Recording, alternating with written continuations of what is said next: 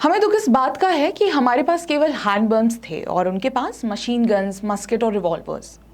ये सुनकर आपको लग रहा होगा कि ये बयान किसी हारे हुए आर्मी जनरल का होगा। नहीं, ये बयान बंगाल की रेवोल्यूशनरी सोशलिस्ट पार्टी के नेता क्षिति गोस्वामी ने 2008 में हुए पंचायत चुनाव में अपनी पार्टी द्वारा धांधली कम कर पाने के कारण दुखी होकर दिया था।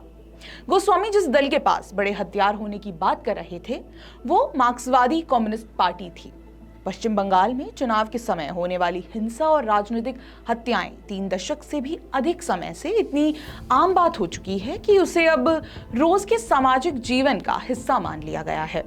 हर चुनाव के अवसर पर लाशें गिनना और लाशों की संख्या का पूर्वानुमान लगाना मीडिया के साथ साथ आम नागरिक का भी काम बन चुका है। दरअसल राजनीतिक हिंसा को इतना नॉर्मलाइज कर दिया गया है कि राज्य की जनता इसे लगभग अपना भाग्य मान बैठी है। ऐसे में जनता उम्मीद लगाए भी तो किससे? Judiciary, media, election commission of India, state election commission, political parties या फिर सो कॉल्ड इंटेलेक्चुअल्स से।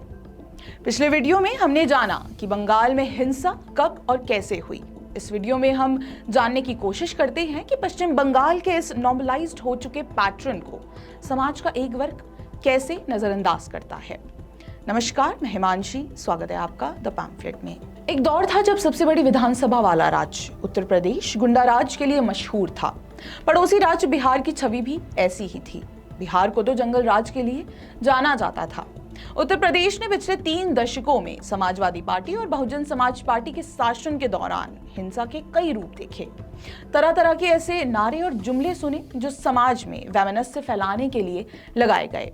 तिलक तराजू और तलवार, इनको मारो जूते चार, खदेड़ा होबे जैसे नारे राज्य में प्रसिद्ध रहे। राज्य में बसपा के मायावती शासन के दौरान लगभग 300 से अधिक दंगे हुए। वहीं अखिलेश यादव के कार्यकाल के दौरान लगभग 700 दंगे हुए जिनमें सैकड़ों लोग मारे गए। लेकिन 2017 के बाद यूपी में इन दंगों पर विराम लग गया। 2022 की एक रिपोर्ट में उत्तर प्रदेश पुलिस का ये कहना है कि 2017 के चुनावों की तुलना में चुनावी हिंसा के मामलों में भारी गिरावट आई है। बदलाव का मुख्य कारण प्रशासन में बदलाव, प्रशासनिक सुधार, बाहुबलियों की गिरफ्तारियां, चुनावी हिंसा के खिलाफ आवाज उठाया जाना। ठीक इसी तरह बिहार, महाराष्ट्र, राजस्थान और पंजाब जैसे राज्यों में राजनीतिक प्रतिशोध को कम करने की कोशिश की गई। लेकिन बंगाल में बार बार होने वाली घटनाओं से यह संकेत मिलता है कि राज्य में राजनीतिक दलों ने हिंसा को नियंत्रित करने की न तो कभी कोई कोशिश की और ना ही किसी तरह की राजनीतिक इच्छा शक्ति का प्रदर्शन किया। नतीजा ये रहा कि पॉलिटिकल वायलेंस अब राज्य की चुनावी संस्कृति का हिस्सा है। सीसी हो, मीडिया हो या जुडिशरी, हर कोई अब इस हिंसा को नजरअंदाज कर रहा है। लेकिन क्यों? चलिए उस ओर भी एक नजर डालते हैं। दरअसल 1990 से 1996 तक भारत में बड़े पैमाने पर चुनाव सुधारों को लेकर कार्य किया गया। मुख्य चुनाव आयुक्त के पद पर रहते हुए टीएन सेशन ने अभूतपूर्व चुनाव सुधार किए। चुनाव करने की प्रक्रिया बदली गई, मतदाता पहचान पत्र लॉन्च किया गया, आचार संहिता को लागू करने के साथ साथ चुनाव के दौरान होने वाले खर्च की सीमा तय की गई और भारत के चुनावी विमर्श को लगभग पूरी तरह से बदल दिया गया। मतदाताओं को रिश्वत देने, भाषणों में धर्म का उपयोग करने, दीवारों पर लिखने, शराब बांटने, मतदान केंद्रों के पास फायर आर्म्स पर प्रतिबंध लगाने जैसी लगभग 150 माल प्रैक्टिसेस की एक सूची पेश की गई। ऐसा नहीं कि ये सारे माल प्रैक्टिसेस अन्य राज्यों से खत्म हो गए, पर उनमें बहुत कमी दिखाई दी। पूरे देश ने इन चुनावी सुधारों का धीरे धीरे पालन किया, लेकिन बंगाल के नेताओं ने इसे नजरअंदाज करना पसंद किया। हैंडबम्स, हथियार और धमकियों का उपयोग इतना सामान्य हो गया कि चुनाव आयोग भी अब खामोश हो गए थे। आज तो बंगाल में सत्ताधारी टीएमसी द्वारा की जाने वाली हिंसा का हाल ये है कि दल के नेता बड़े आराम से कहते हैं कि अगर बीजेपी के लोग आपके पास आए तो उन्हें डंडे से पीटें। टीएमसी के राजनेता आज ऐसी ही हिंसक भाषा बोलते हैं। अब एक सवाल ये है कि अगर बंगाल में ऐसा हो रहा है तो मीडिया कहाँ है और ऐसे मुद्दों को उजागर करने से लगातार पीछे क्यों हटती रही है? इसका उदाहरण हमें यहाँ ये मिल सकता है कि 2021 में राष्ट्रीय अपराध रिकॉर्ड ब्यूरो ने बताया कि पश्चिम बंगाल से भारत में सबसे अधिक राजनीतिक हत्याएं हुई हैं।